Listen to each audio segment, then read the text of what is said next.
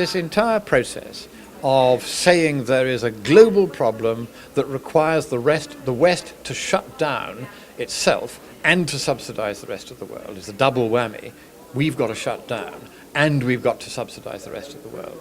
They've been trying to achieve this at the UN for a long time. Their first attempt was the Kyoto Protocol to do with chlorofluorocarbons, which were some of the byproducts of refrigeration. And they were saying this was causing a damage to the ozone layer. It turned out that the single paper on which they relied had exaggerated tenfold the adverse effect of chlorofluorocarbons on ozone in the stratosphere. They simply got it wrong, but that didn't matter to them. They pursued it anyway, and they got the Montreal Protocol in 1992.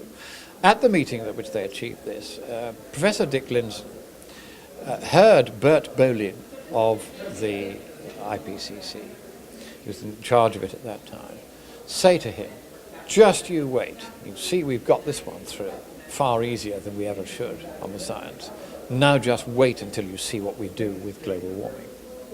And this was only 4 years after the IPCC had been set up. Hardly anybody had heard of global warming at that time, but already the UN was planning to use this as a way of making itself into a global government, which is what they've been doing over the past few years, and they will hope to set the seal on that at Paris this December. And that global government will not be elected by anyone, and the CO2 storyline has purely been the pretext which they are using in order to establish a global government. In order to do that, they had to say there is a global problem and only global action can solve it. That's why they chose this CO2 thing, because it's virtually impossible to prove directly by any scientific means that CO2 cannot have the enormous effects they say. The fact that it's not likely to have the enormous effects they say is, of course, another matter altogether. And there is no likelihood now. We've now had 18 and a half years without any global warming, despite record increases in CO2 concentration. That is the problem they face scientifically, but they don't care, because by December this year they will have their climate treaty in place, which will effectively have turned the UN into what it has always wanted to be and has been scheming and manipulating to be for half a century. They want to be a global government, and after mid-December of this year, that is what in effect they will be. And nobody will elect them, nobody will have any chance to control them, but they will control the world. And it'll be like the EU on a grand scale. It'll start small, but gradually, because of the enormous power and wealth that a single global administration will have, they will grow in power and they will grow in strength, and they will gradually reach their tentacles into every aspect of our lives. This is the ultimate totalitarian global government, and it's happening because of a proposition which is essentially fraudulent. And how do they factor in, say, Russia and China and India and Brazil that are not going along with this program to some large degree? In December last year, President Obama went to China because China blew the Copenhagen attempt to set up a world government out of the water. There, they were even incautious enough to call it a government. They actually, in the treaty draft, they said this is a government we're establishing, and it will have the powers of government, powers of enforcement, powers of taxation, powers of regulation. They actually admitted it, and if you want to see this, you'll find it in articles, Annex 1, Articles 36 and 38 of that draft.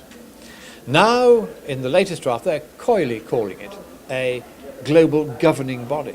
And they didn't want China blowing this out of the water again. So Obama goes to China in December at the behest of the UN, and he says to them, we will exempt China from any restrictions at all. You can admit what you like. Make the noises about how you're trying to control it, because that will help your fellow communists worldwide. But whatever you do, don't blow this treaty out of the water. This is going to be just like the EU. It's essentially a totalitarian communist project. This will be the same, but on a global scale. Don't mess it up for your fellow communists. This was Obama's message to China. And so China has agreed to this. They are making noises about how we are controlling CO2. They're not, of course. To give you the figures, it's rather interesting. In 2004, for the first time, China outpaced the United States and emitted more CO2 in total, 14% of global emissions. And China was also 14%. Within a decade, they became 28%, and they're now more like 33%. They're now a third of all emissions of CO2, and they have been exempted from making any restrictions. India, which you also mentioned, has announced that it too will not countenance any restrictions. It needs to electrify its population. At the moment, most of its population don't have basic electricity. Without that, you cannot get enough prosperity to stabilize the population by making sure that prosperity stops the birth rate from increasing. It's not contraception and abortion that controls birth rates worldwide, it's prosperity. India and China know this perfectly well, and so the two biggest... Goes up. So getting Population goes down. That's right. Getting half the population of the world, which is those two countries, is roughly getting over half the population of the world. They are not going to play. Likewise, many other third world countries are not going to play. Africa isn't going to play. That's hugely populated. South America isn't going to play. They're all going to make the noises about how they're going to play because they want to get the fistfuls of cash that the UN has bribed them with. It said, we'll get Western money and we'll give it to you if only you go along with this. So all the poorer countries will vote for this treaty. A lot of the richer ones, the EU, will vote for it. America, of course, with Obama, will vote for it. The Congress won't ratify it. But how are they going to overcome that? It's still going to be a treaty. And they're going to call it a treaty.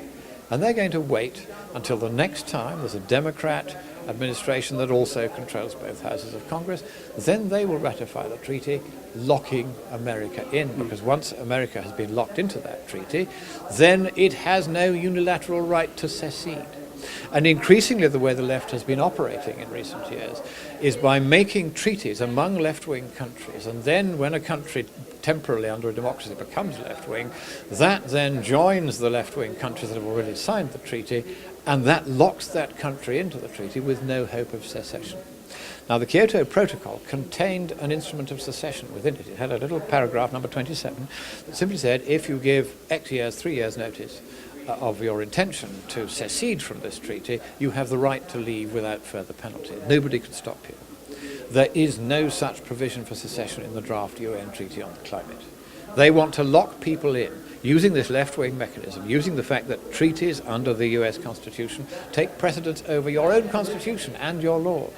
Once you have ratified a treaty with a foreign country, only if those foreign countries with whom you have ratified that treaty let you out will you be free of it. And since America will be the biggest payer into this UN monstrosity, there's no way they'll let you out. And how does Russia figure into this?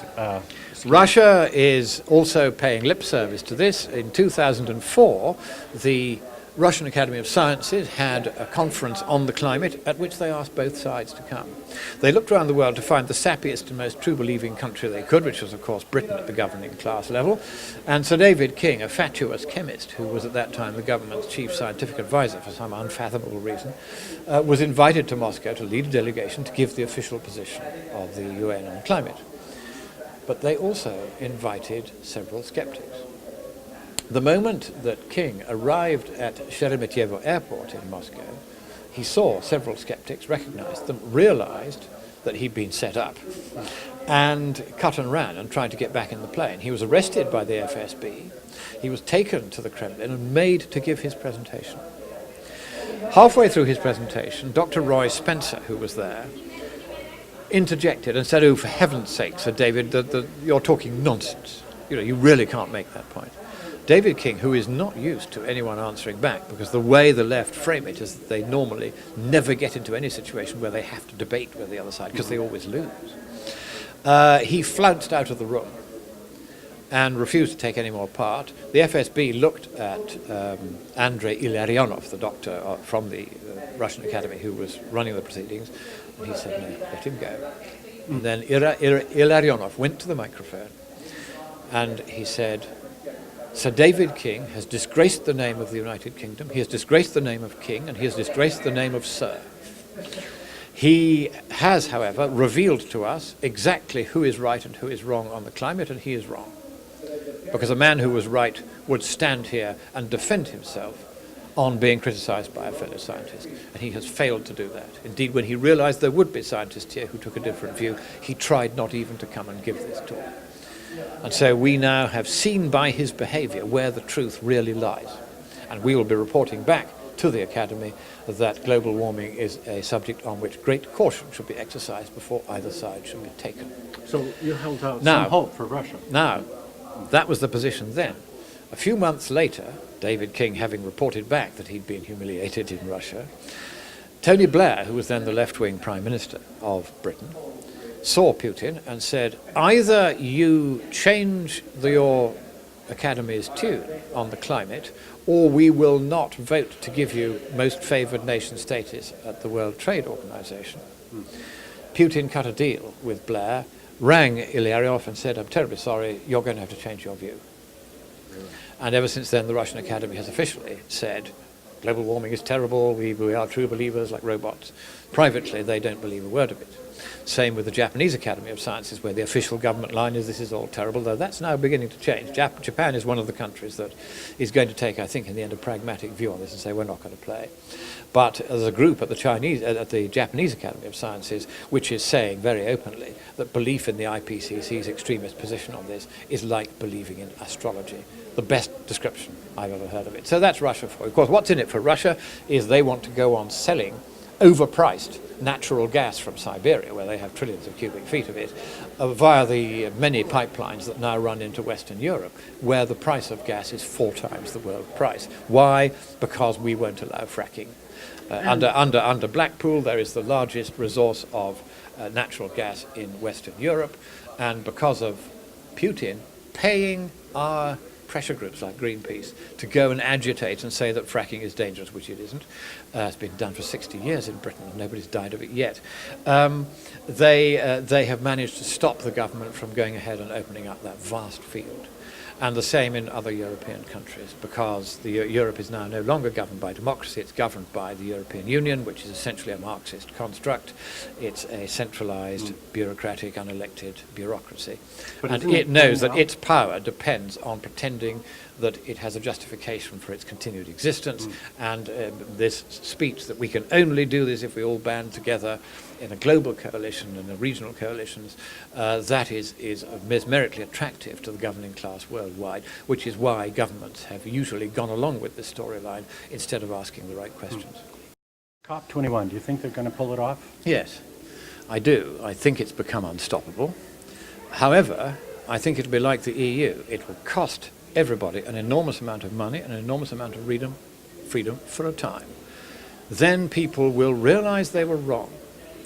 And although the global government, once it is established, will rapidly try to reposition itself and find other justifications for its continued existence, and there will be treaty modifications year after year to shift away from the climate where they will find they've been embarrassingly wrong, and towards other things to try to justify the continued existence of a global government.